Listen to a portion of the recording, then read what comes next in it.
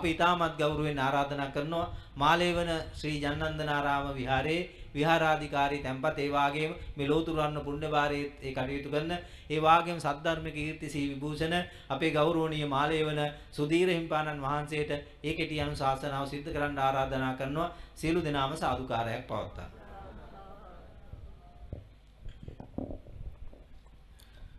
විනයෝ ශාසනස්ස ආයු සබ්බපා පස්සා කරණං කුසලස්ස උපසම්පදා සචිත්ත පරියෝ දපනං ඒතම් බුද්ධාන ශාසනං තේරාසනයේ වැඩමවා වැඩ සිටින අති ගෞරවනීය ශ්‍රී ලංකා රාමඤ්ඤ මහනිකායේ පයාගල සංඝ සභාවේ ගරු භාණ්ඩාගාරික ධූරයේ තැන්පත් ඒ වගේම බේරුවල මාලේවන ශ්‍රී ජනනන්දනාරාම විහාරස්ථානයේ විහාරාධිපති අවසරයි ලෝතුරු වරණ ආරණ්‍ය සේනාසනයේ බාරකාරව කටයුතු කරන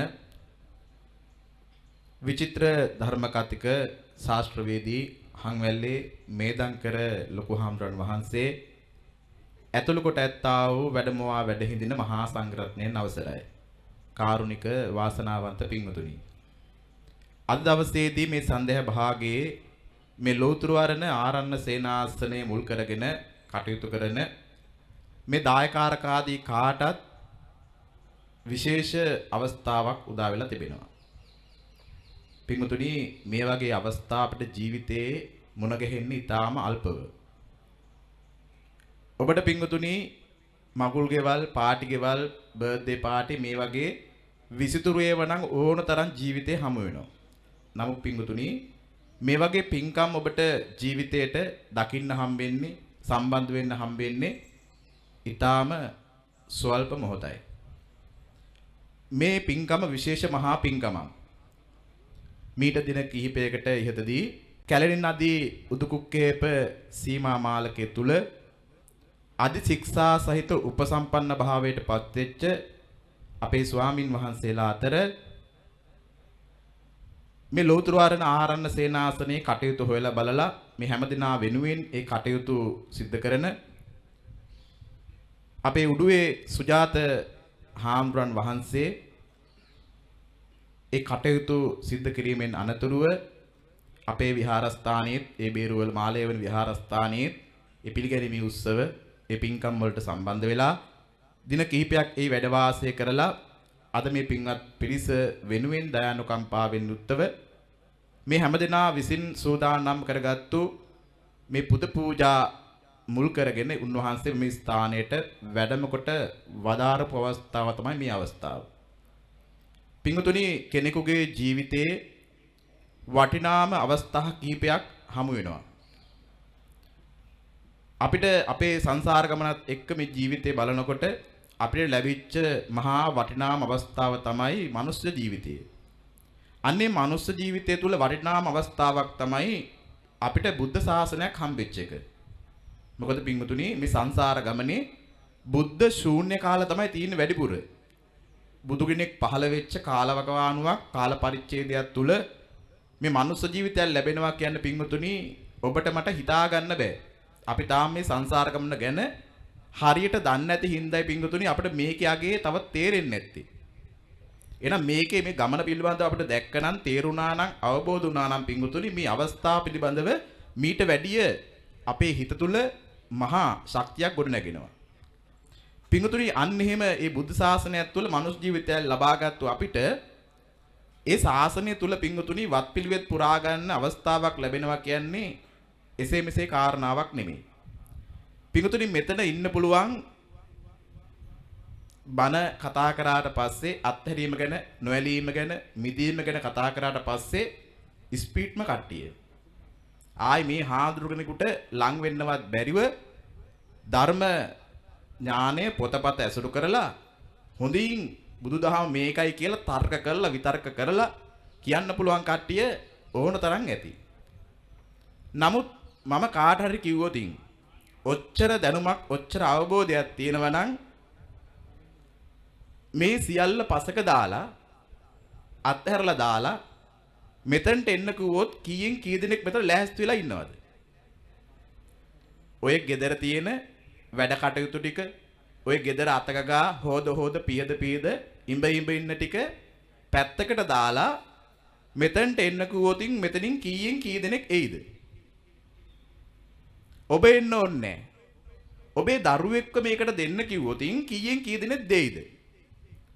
දරුවෝ කැමති වුණාට පස්සේ දෙමාපියෝ අකමැති. දරුවෝ අකමැති වුණාට පස්සේ දෙමාපියෝ කැමති. හරි ෂෝක් නාටකය එතකොට. ඇයි දන්නවා මොකද ගෙදර ඉන්නවා කොල්ලෝ දෙන්නේ. දෙන්නෙක්ගෙන් එකෙක් කැමති මහාන වෙන්න. එකෙක් අකමැති මහාන වෙන්න. පන්සලට ඇවිල්ලා කියනවා හාමුදුරුවනේ අර අකමැති එකව මහාන කරගන්න කියලා කියනවා.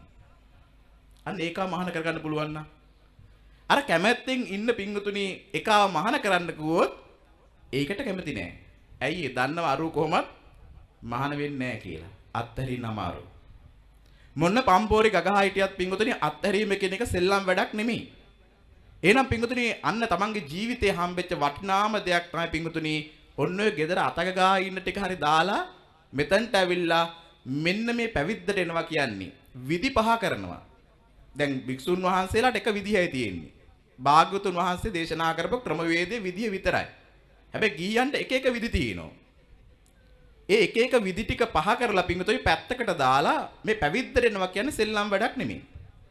එහෙනම් පිංගුතුනි මේ ඉන්න හාමුදුරන් වහන්සේලා මේ බාහිර දූර කටයුත්ත සිද්ධ කළා. උන්වහන්සේලාට නිකන් සිද්ධ කරගන්න හම්බුනේ නැහැ. උන්වහන්සේලාගේ දෙමාපියන්ගේ, පවුලේ උදවියගේ, ඥාතීන්ගේ ඒ තීච්ඡ කැපවීම, දැඩි තීරණය, දැඩි එකගතාවයේ මතයි පිංගුතුනි උන්වහන්සේලාට මෙතනට එන්න ලැබුණේ. ඔන්න පිංගුතුනි අපිට ලැබිච්ච මේ මනුෂ්‍ය ජීවිතයේ බුද්ධ ශාසනයේ පළවෙනි කඩයිම පැන්න අපි. එහෙනම් පිංගුතුනි ඒ බුද්ධ ශාසනය කටයුතු කරලා සාමණේර හමුදුරුවන් වහන්සේ නමක් හැදියට පැවිද්දට ආවා. ඒ පැවිද්දට ආවට පස්සේ නිසි කාලයක් තියෙන පිංගුතුනි එතනින් එහාට යන්න. පිංගුතුනි මේක අතරත් පරමාර්ථ සහ සම්මුති කියලා දෙකක් තියෙනවා. පරමාර්ථයේ පිංගුතුනි කටයුතු කරන ගමන් අපිට සම්මුතිය පැත්තකට දාලා පයින් ගහලා තියන්න බෑ. එහෙම කරනවා නම් පිංගුතුනි මම හිතන්නේ යාගේ තුල ගුණයක් තියෙනවා කියලා. මේ කතන්දරේ හරියට දන්නව නම් පිංගුතුනි මේ සම්මත ක්‍රමවේදවලට මේ ශාසනය පවත්වන්න හදපු ක්‍රමවේදවලට කවුරුත් වචනයක් කියන්නේ නැහැ. ඒකට මම හේතුව ඔබට පැහැදිලි කළා පසුව කියන්නම්. ඊට පස්සේ පිංගුතුනි උන්වහන්සේලා දස ශික්ෂා සමාදන් වෙලා මේ ශික්ෂා කියන්නේ පිංගුතුනි ශික්ෂණය වෙන්න ඕන ක්‍රමවේද. අන්න මුලින්ම උන්වහන්සේලා ශික්ෂණය වෙන්න ක්‍රමවේද 10කට තථාගතයන් වහන්සේගේ දහමට අනුකූලව නම්‍යශීලී වෙනවා. උන්වහන්සේලා නිවන් මාර්ගයේ වඩා ගන්න පහසුවෙන් කරගන්න මෙතනට ඇවිල්ලා පිංගුතුනි අන්න සාමණේර හාමුදුරු කෙනෙක් වහන්සේ වශයෙන් පෙනී ඉඳලා උන්වහන්සේ කසාවත දරාගෙන තථාගතයන් වහන්සේ විසින් වදාළ අනුදර වදාරන ශික්ෂාපද 10කින් උන්වහන්සේලා සංවර වෙලා ඒ කටයුතු සිදු කර ගන්නවා. ඊට පස්සේ උන්වහන්සේලාට අවුරුදු 20ක් ඒ කියන්නේ තමන්ගේ මේ ජීවිත කාලයේ 20 වසක් සම්පූර්ණ වෙන්න ඕන උපසම්පදාවට එන්න. එතකොට පින්වතුනි එයාගේ කාලවකවානුවත් හරිනම් ශික්ෂණය වෙන්න යාට තවත් ඉදිරියට ශික්ෂණය වෙන්න යාට ශක්තිය ධෛර්යය තියෙනවා නම් උන්වහන්සේ ඉදිරිපත් කරනවා නායක හාමුදුරන් වහන්සේට මං කැමති මේ සංඝයා අතර ඉදිරියට යන්න. මම කැමති මේ සාමණේර කම ඉක්මවා ගිහිල්ලා උපසම්පන්න භාවයටපත් වෙන්න. අන්න ඊට පස්සේ උන්වහන්සේ වත් පිළිවෙත් පුරලා ඉවර නම් පින්වතුනි ස්වාමින් වහන්සේගේ ආශිර්වාදයෙන් අන්නර ඒ නිකාය වලට අදාළ ක්‍රමවේද භාවිතා කරලා අධි ශික්ෂා සහිත උපසම්පදා සීලයටපත් වෙනවා. පින්වතුනි මේ උපසම්පදාව කියනකොට අර මම මුලින්ම සඳහන් කළා වගේ කුසලස්ස උපසම්පදාවක් තියෙනවා. ඒ කියන්නේ මේ කූ කියන පහත් දේවල් හලලා දාලා ඒකෙන් පින්වතුනි ඔසවලා ගිහිල්ලා අර මාර්ගඵල නිවන් කියන ක්‍රමවේදයක් තියෙනවා. ඒක තමයි කළගති උත්තේම. පින්වතුනි ඒක කරගන්න විනා තථාගතයන් වහන්සේ පෙන්වලා දෙනවා ක්‍රමවේදයක්. ඒක අපි කැමැත්තෙන් හරි අකමැත්තෙන් හරි මේ ශාසන කටයුතු සිද්ධ කරනකොට කළ යුතුයි. ඒක පින්වතුනි යා මගපලක ඉන්නවද දහමත් තේරුම් අරන් ඉන්නවද කියලා කතන්දරයක් අයිති වෙන්නේ නැහැ.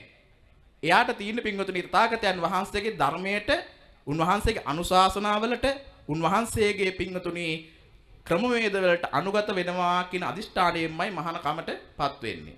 අන්න ඊට පස්සේ පින්වතුනි දස ශික්ෂා ශික්ෂණය වෙන තියෙන ක්‍රමවේද 10 ඉක්මවා ගිහිල්ලා උන්වහන්සේ අර දැන් අපේ නිකායට අනුකූලව ශ්‍රී ලංකා රාමාන්‍ය මහනිකායට අනුකූලව ওই නදියක් මුල් කරගෙන ඒ වගේම පොළොවට සම්බන්ධයක් නැතිව ඒ නදිය මැද ඉදි කරන විශේෂ සීමා මාලකයක් තියෙනවා. ඒ සීමා මාලකයේ තුලදී ගෞරවනීය වැඩිහිටි ලොකු ගෞරවනීය මහා සංඝරත්න ඉදිරිපිට අන ඉල්ලා සිටිනවා උල්ලුම් පතුමන් බන්තේ අනුකම්පං උපාදාය. ඒ කියන්නේ ස්වාමින් වහන්සේ මා කෙරේ දයානුකම්පාවෙන් මේ සංඝයා අතර මා ඔසවා තබනසේක්වා. පිංගුතුනි දස ශික්ෂාව ඉක්මවා ගිහිල්ලා 227ක් ශික්ෂණය වෙන්න ඕන ක්‍රමවේද. ඒ ඇතුලේ පිංගුතුනි කෝටියක් සංවර සීලය.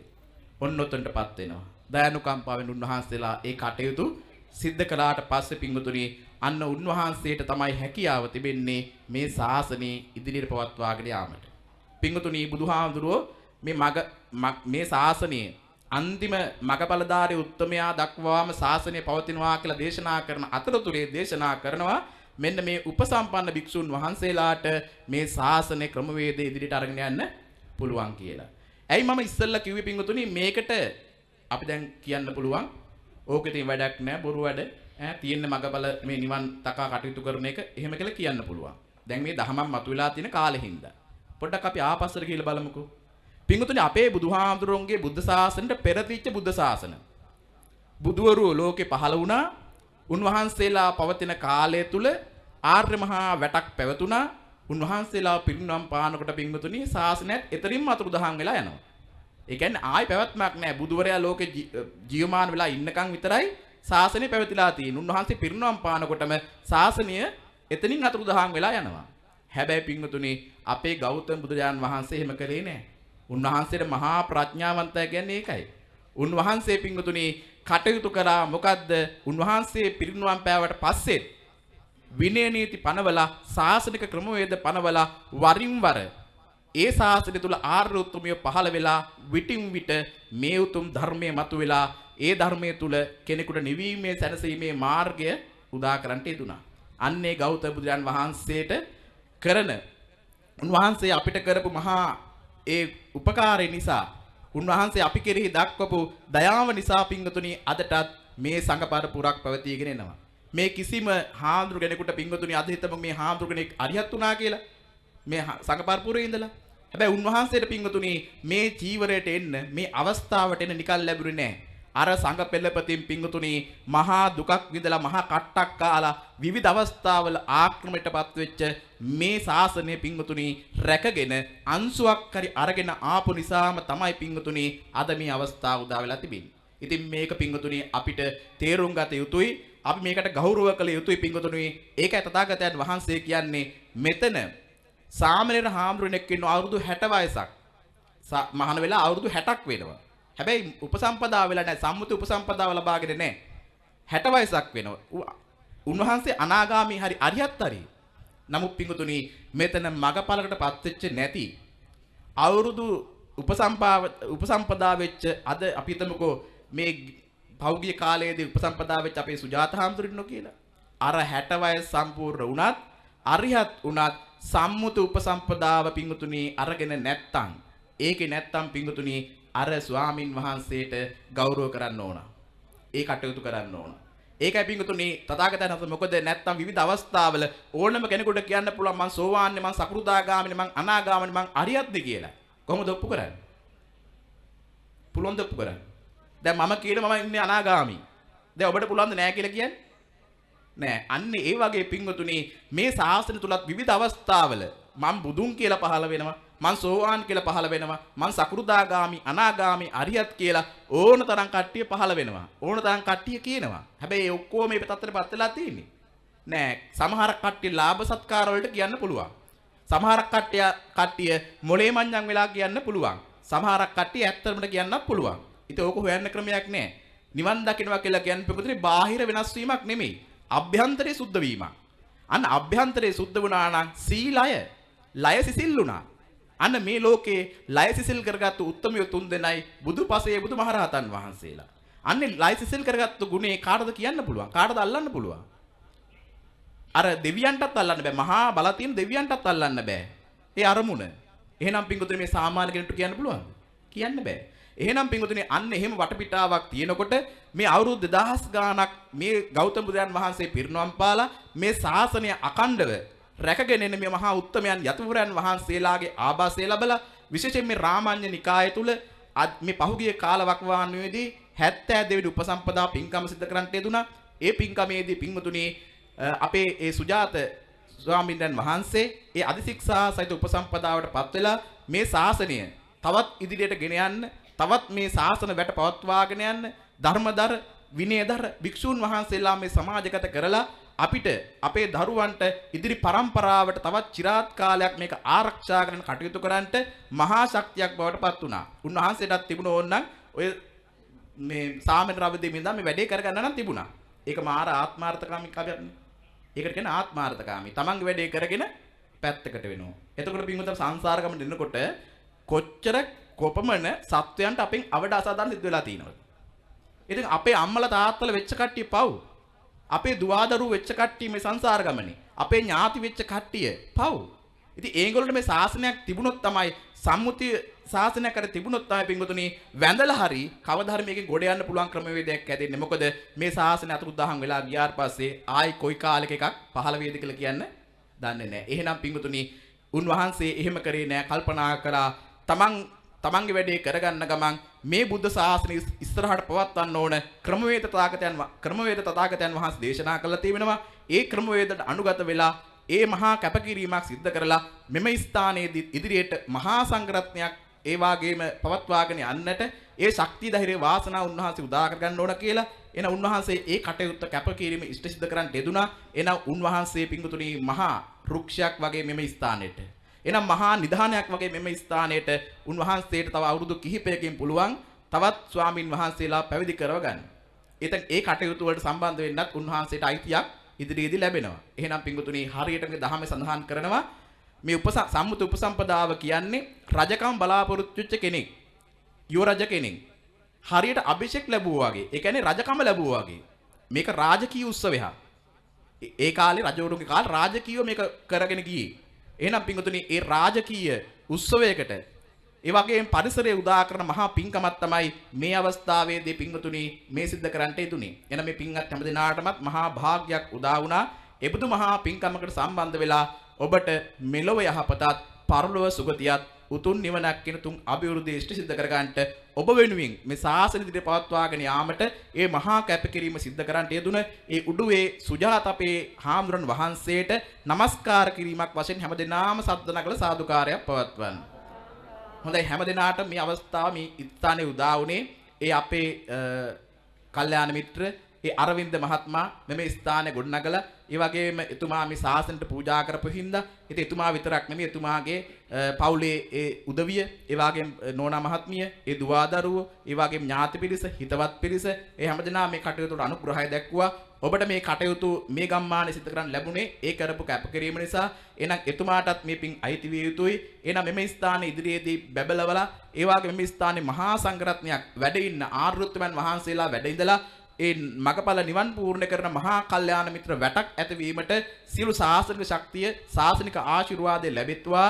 ඒ කටයුතු වලට මහා ශක්තියක් වෙන්න මහා ධෛර්යයක් වෙන්න මේ අභිනව උපසම්පදාවට පත්වෙච්ච ඒ අපේ උඩුවේ සුජාත ස්වාමීන් වහන්සේට ශක්තිය වාසනාව උදා වෙත්වා පහළ වෙත්වා. උන්වහන්සේට උදව්පකාර කරන සහයෝගය දක්වන සිව්පසින් අපපස්ථාන සිද්ධ කරන මේ සියලු දායකාරකාදී හැම දිනාටමත් මේ උතුම් මහා පින්කමේ ආශිර්වාදයෙන් මෙලොව යහපත උදා වේවා පරලොව සුගතිය උදා වේවා උතුම් නිවනින් සැනසෙන්න එකසේම හේතු වාසනා ප්‍රත්‍යපාසුකම් සැකසෙත්වා උදා වෙත්වා පහළ වෙත්වා කන්ස්ටන් ආශිර්වාද කරනවා. එසේම වෙත්වා කන්ස්ටන් හැමදෙනාම සාදුකාරයක් පවත්වන්න. එන හැමදෙනාටම තෙරුවන් සරණයි. හොඳයි දැන් මහා සංඝරත්නය උදෙසා ගිලම්පස මහා පූජාව සිද්ධ කරනවා. ඒ අතරතුර ඔබටත් ඒ සංග්‍රහයක් ලැබෙනවා මේ අපේ දායක පින්වත් පිරිස ඒ සූදානම් කරපු ඒ සංග්‍රහය භුක්ති විඳින්න විනාඩි 10කින් අපි අපේ ගෞරවනීය උඩුවේ සුජාත හිමිපාණන් වහන්සේගේ අනුශාසනාවෙන් අනතුරු සිද්ධ කරනවා. සියලු දෙනා මේ කටයුතු වලට සහසම්බන්ධ වෙලා උන්වහන්සේගේ මේ දේශනාව ශ්‍රවණය කරලා ඒ අනන්ත අප්‍රමාණ මහා පුණ්‍ය ශක්තිය උදා කරගන්න කියන සියලු මතක් කිරීම සිද්ධ කරනවා. සෑම සියලු දෙනාටම තෙරුවන් සරණයි.